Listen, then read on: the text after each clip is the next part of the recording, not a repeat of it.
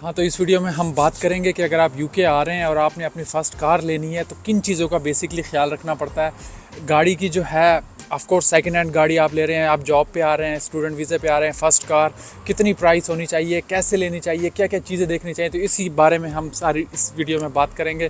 तो चलें शुरू करते हैं।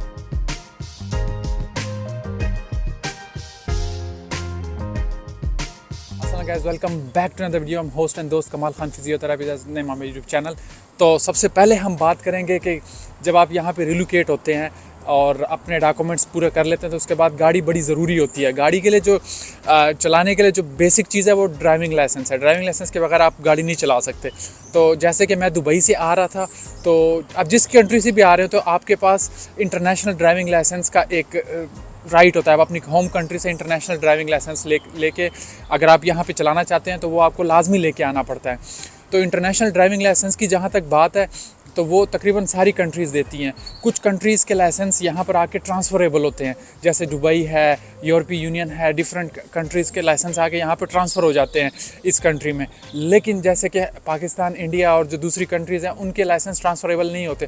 फिर भी आपको ये कंट्री अलाउ करता है कि आप 1 साल तक इंटरनेशनल ड्राइविंग लाइसेंस पर गाड़ी चला सकते हैं, तो जो कि बहुत अच्छी बात है। इवन जो ट्रांसफ़रेबल लाइसेंस है, जैसे कि मेरा पाकिस्तान का लाइसेंस भी है, वो नॉन ट्रांसफ़रेबल है, लेकिन दुबई का लाइसेंस यहाँ पर ऑटोमेटिकली ट्रांसफ़रेबल है। लेकिन उसके लिए मैंडेटरी है कि आप रेजिडेंट, आपका स्टेटस लीगल हो इनसाइड और आपने एटलीस्ट 180 डेज़ जो हैं वो इनसाइड द कंट्री स्टे किया हो। तो 180 डेज़ मीन्स फर्स्ट 6 मंथ मुझे गुजारने हैं, उसके बाद ही मैं अप्लाई कर सकता था।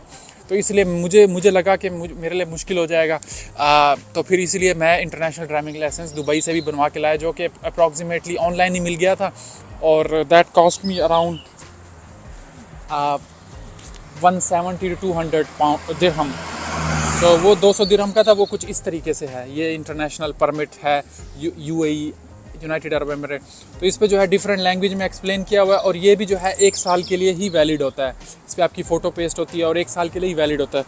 तो इसके बाद जो है फिर आ जाता है गाड़ी का जो मेन चीज़ है। ड्राइविंग लाइसेंस आपकी रिक्वायरमेंट पूरी होगी तो गाड़ी जितनी भी यहाँ पर है उसका बेसिकली एमओटी होता है, एक अथॉरिटी है, मिनिस्ट्री ऑफ ट्रांसपोर्ट की तरफ से है एमओटी। तो उससे ईयरली बेसिस पे आपने इसका इंस्पेक्शन करना होता है और रोड परमिट वो आपको क्लियर कर देते हैं कि भाई ये गाड़ी फिट टू रोड है और आप इसको ड्राइव कर सकते हैं। हर साल आपने रिन्यू करवाना होता है, तो ये इंस्पेक्शन बड़ी ज़रूरी होती है। तो इसी इंस्पेक्शन में आपको पता लग जाता है कि भाई किस गाड़ी का जो है ना पासिंग रेट क्या है। फॉर एग्जांपल आप ऑनलाइन जाते हैं, एमओटी करते हैं या मिनिस्ट्री ऑफ ट्रांसपोर्ट या व्हीकल चेक करते हैं, तो आपको गाड़ी का रैग नंबर, जो रजिस्ट्रेशन नंबर है गाड़ी का, वो आप डालते हैं तो आपको फ़ौरन पता लग जाता है तो कि ये गाड़ी जो है कितने परसेंटेज क्या है। मतलब अक्सर गाड़ियाँ मतलब हर ईयरली बेसिस पे पास हो रही होती हैं। कईयों का ये होता है कि फेलिंग रेट ज़्यादा होता है, फिर वो चीज़ें पूरी करके फिर पासिंग करवाते हैं तो वो परसेंटेज रेट डाउन हो जाता है। तो ऑन एंड ऑफ अगर आप एक इकोनॉमिकल गाड़ी ले रहे हैं तो आपके ज़हन में होना चाहिए कि 70-75% से ऊपर होना चाहिए पासिंग जो रेट है। एटलीस्ट मैंने भी यही सोचा था कि इट मीन्स कि आपको एक आइडिया हो जाता है कि इस गाड़ी में काम है लेकिन कम है, ज़्यादा नहीं है। ब्रेक पैड्स हो गया, इंजन ऑयल हो गया, इंजन फिल्टर हो गया, ऑयल फिल्टर हो गया, बैलेंसिंग होगी, व्हीलिंग होगी। तो ये जो बेसिक इलेक्ट्रिकल मेंटेनेंस होगी, जो लाइट्स वगैरह हैं इनकी। तो इसके बाद आ जाता है, ये आपको इन चीज़ों का पता लग गया। इसके बाद आप सर्च कैसे करेंगे, तो सर्च यहाँ पे छोटे छोटे शोरूम बने हुए हैं बहुत ज़्यादा, तो वो आपको हर किस्म की गाड़ी मिल जाती है। छोटी गाड़ियाँ बहुत ज़्यादा यहाँ पे कॉमन है। यहाँ पर रोड जो है ना वो छोटे हैं, श्रिंक्ड है। अगर दुबई के हिसाब से आप यहाँ पे आपको लगेगा कि भाई ये तो बहुत ही छोटे हैं, लेकिन जब मुझे पता लगा, यहाँ पर मैंने लोगों से पूछा तो उन्होंने कहा कि ये लोग जो है ना बड़े रोडों पर बिलीव नहीं करते, लोग डिसिप्लिन पर बिलीव करते हैं कि अगर आप डिसिप्लिन है तो रोड बड़े करने की ज़रूरत नहीं है, जो कि बहुत ही सही है। जो कि मैं तकरीबन पिछले 2-3 हफ्तों में मैंने ये एक्सपीरियंस किया कि वाकई बड़े रोड की ज़रूरत नहीं है। इनिशियली स्टार्ट में मुझे लगा कि यार दुबई इज़ लाइक अमेजिंग, तो वहाँ पे जो रोड्स हैं और जो फैसिलिटीज़ हैं वो बहुत ज़्यादा अमेजिंग है। लेकिन अगेन यहाँ पर जो है हर कंट्री का अपने रूल्स एंड रेगुलेशन और वो होते हैं, तो वहाँ ज़बरदस्त, यहाँ पर भी ज़बरदस्त। तो उसके बाद आप ऑटोमेटिक कार्स जो है उनकी थोड़ी सी कीमत ज़्यादा है। तो आपको अच्छी गाड़ी मतलब on an average as a starter आपको 800 से 1500 पाउंड में मैनुअल मिल जाती है। और क्या कहते हैं, इसी तरह 1500 से 2000 में जो है आपको ऑटोमेटिक मिल जाती है। ये भी जो है ऑटोमेटिक है, टोयोटा RS। ये 2007 मॉडल है। ये मैंने तकरीबन 2000 मिली है। 2000 के अंदर जो है इसका इंश्योरेंस भी अच्छा, MOT के बाद गाड़ी का इंश्योरेंस मतलब ड्राइवर का इंश्योरेंस वो भी ज़रूरी है। आप ऐसे गाड़ी लेके किसी की गाड़ी नहीं चला सकते, क्रिमिनल ऑफेंस है। आप यहाँ पे ऐसे नहीं कर सकते जिस तरह हम दूसरे कंट्रीज़ में करते हैं, अपनी होम कंट्री में करते हैं। यहाँ पे इंश्योरेंस लेना मैंडेटरी है। आप जब ड्राइव कर रहे हैं, आप जब रोड पे हैं, तो इंश्योरेंस जो है इंटरनेशनल ड्राइविंग लाइसेंस पे बड़ा ही एक्सपेंसिव मिलता है। मतलब फॉर एग्जांपल 2000 की ये गाड़ी थी, 2000 का इंश्योरेंस पड़ गया, और 100 पाउंड अप्रॉक्सीमेटली जो है वो अभी इसका इंजन ऑयल, फ़िल्टर ऑयल और जो चीज़ें सारी बदली ना, बेसिक चीज़ें, ताकि ये इसकी स्मूथ ड्राइव हो और कंफर्ट हो। ये ना हो कि जगह जगह पे मुझे डिस्टर्ब करे। तो जहाँ जितना मेरा एक्सपीरियंस हुआ है, गाड़ियाँ यहाँ पे अच्छी ही हैं। मतलब चूँकि उनकी इंश्योर्ड होती हैं, मेंटेनेंस लोग करते हैं MOT की तरफ से, तो गाड़ियाँ आपको यहाँ पे इस तरह की गाड़ियाँ नहीं मिलेंगी कि बहुत ही बेकार टाइप की या इस तरीके से। लेकिन फिर भी आप ऑफ कोर्स आपने अपना मार्जिन लेके चलना होता है। अगर आप जॉब पे आ रहे हैं तो आपको कम से कम 2000-2500 की गाड़ी ऐसी होती है कि आपको आराम से, अगर आप स्टूडेंट हैं तो 1000-1500 में आपके लिए इकोनॉमिकल मिल जाती हैं आराम से। पाउंड्स की मैं बात कर रहा हूँ एक्चुअली। तो गाड़ी जो लेने का फिर प्रोसेस होता है, आपने गाड़ी सेलेक्ट कर ली, फेसबुक मार्केट में देख ली, ऑनलाइन देख ली, डिफरेंट जो शोरूम जाके विज़िट कर लिया। उसके बाद जो गाड़ी है वो बड़ा ही सिंपल और स्मूथ प्रोसेस है। 2 पेजेस का एक पेपर मिलता है, क्या कहते हैं, ट्रांसफ़र कार की तरफ से जो है। बेसिकली वो गवर्नमेंट की वेबसाइट पे सब कुछ होता है, और बहुत ही 5 मिनट का जो है क्विक प्रोसेस है। आपको वो बंदा जो है जिससे आप ले रहे हैं, वो 2 पेजेस का एक पेपर होता है जिसमें गाड़ी की डिटेल होती है, और लास्ट में एक स्लिप सा होता है, मतलब उसी 2 पेजेस के एंड वो काट के आपको देते हैं। उसमें होता है ये कीपर स्लिप होता है।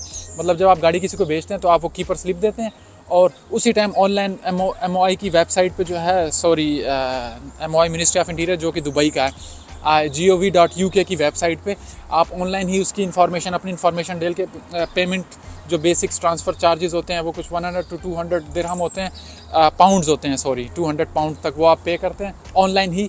आपको जो है वो गाड़ी के जो डॉक्यूमेंट्स हैं, पेपर हैं, वो आपको मिल जाते हैं आपके पोस्टल एड्रेस पे। मेरे पास पहुंच चुके हैं ऑलरेडी, लेकिन मैं कुछ सेंसिटिव इन्फॉर्मेशन की वजह से शो नहीं कर रहा। तो पहले भी मेरी 1-2 वीडियो जो है वो टेक डाउन कर दी कम्युनिटी गाइडलाइंस की वजह से, क्योंकि सेंसिटिव इन्फॉर्मेशन होती है और हमें ज़्यादा एडिटिंग का पता नहीं होता। तो कहने का मतलब ये है कि आपकी गाड़ी के डॉक्यूमेंट आपको 2 हफ्ते में कीपर स्लिप मिल जाता है आपके पास। इंश्योरेंस के बगैर आप गाड़ी नहीं चला सकते। इंश्योरेंस लेने के लिए जो है, अगेन मार्शमैलो, डिफरेंट वेबसाइट्स हैं, डिफरेंट वो हैं। मैंने जो लिया, मैंने ऑनलाइन लिया कंपेयर द मार्केट, तो उस पर मुझे कोई प्रमोशनल कोई वीडियो तो है नहीं, तो जो मैं अपना एक्सपीरियंस है वही एक्सप्लेन कर रहा हूँ, ताकि आप बहुत से भाइयों को जो मेरी तरह आ रहे हैं तो उनको आसानी हो जाए।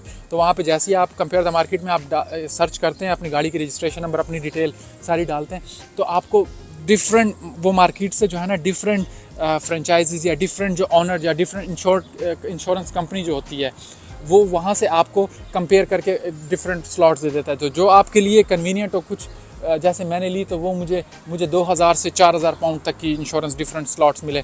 तो मैंने वही बेसिक्स ली, तो मुझे 2000 में मिला, तो 2000 पाउंड में। तो गाड़ी की इतनी कीमत नहीं थी जितनी इंश्योरेंस की कीमत थी। होपफुली कि 6 महीने 8 महीने के बाद जब मेरा ये लाइसेंस ट्रांसफ़र हो जाए, जो कि ट्रांसफ़रेबल है दुबई का, तो ये चीज़ें सॉर्ट आउट हो जाएंगी, तो वो इंश्योरेंस भी कम हो जाएगी। लेकिन अगेन, अगर आपकी यहाँ गाड़ी हिट होती है, इंश्योरेंस सारा बिज़नेस है तो सारा मार्केटिंग और बिज़नेस, तो आप जितना एहतियात से यहाँ ड्राइविंग कर सकते हैं बग़ैर किसी को टच किए। मोस्टली आप देखेंगे, आप नोट करेंगे कि जब आप स्टडी भी करते हैं ये ड्राइविंग का, तो आपको बताया जाता है एक पर्टिकुलर डिस्टेंस आपने मेंटेन करना है, किस तरीके से ड्राइव करना है, किन किन चीज़ों को, रोड सिग्नल, सब चीज़ों को। तो जब आपको थियरी बैकग्राउंड का पता होता है, तो फिर आपको बहुत सी चीज़ें क्लियर हो जाती हैं, जो कि हमें नहीं थी पाकिस्तान में।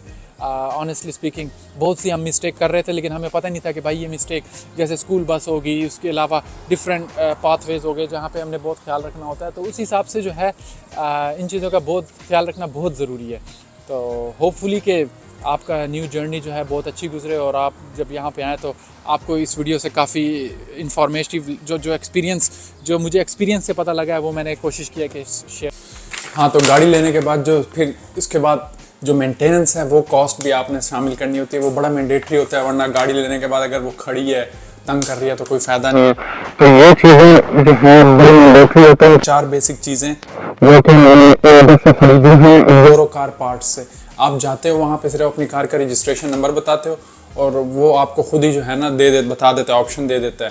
तो सबसे जो ज़्यादा ज़रूरी है वो इंजन ऑयल है, ऑयल फिल्टर है, और क्या कहते हैं ऑयल फिल्टर है, और फ्यूल फिल्टर है। ये 4 बेसिक चीज़ें जो यहाँ पे पड़ी हैं, 3 बोश की और ये शेल की। तो ये भी जाऊँगा, इसको बदलवाऊँगा, क्योंकि इसके बगैर गाड़ी चलाना रिस्की होता है, आप हर टाइम रिस्क पर होते हैं। अगर ये गाड़ी मैं आपको दिखाऊँ तो इसका बूट स्पेस देखिए अच्छा खासा है। ये जो है 1.4 है और इंजन इसका जो है, और डीज़ल है। बड़ा ही मतलब स्मूथ और साफ़ हालत में है, साफ ज़रा है तो पुरानी, लेकिन ड्राइव में बड़ा ही ज़बरदस्त। तो ये जो है इसका ओवरऑल बाहर से आपका जो है व्यू मिल जाता है।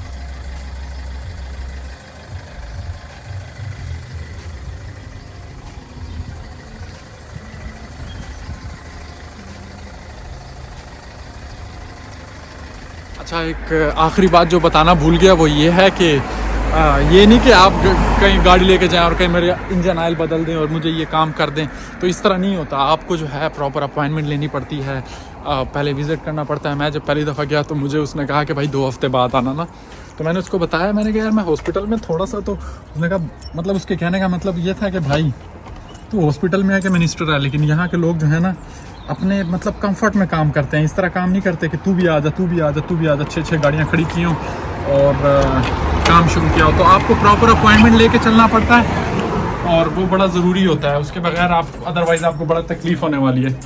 तो मेरी भी अपॉइंटमेंट आज छुट्टी के दिन मैंने बड़ी मुश्किल से, वो भी एक पाकिस्तानी भाई ने जो है रेफरेंस दे दिया था तो मिल गई थी, अदरवाइज़ वो भी एक बड़ा ही फ्रस्ट्रेटिंग वर्क है। तो हर चीज़ को जो है बड़ा उसको टाइम देना पड़ता है, ये नहीं कि चलो आज टाइम है आज कर लें, कल टाइम है कल कर लें। तो ये भी बड़ी इंपॉर्टेंट बात थी। अभी मैं पहुंच गया और अभी मैं थोड़ी ठंडी लग रही है, सर्दी को लोग अक्सर कहते हैं ठंडी लग रही है, थोड़ी ठंडी लग रही है। तो ऊपर चलते हैं और आपको होपफुली नेक्स्ट वीडियो में मिलते हैं।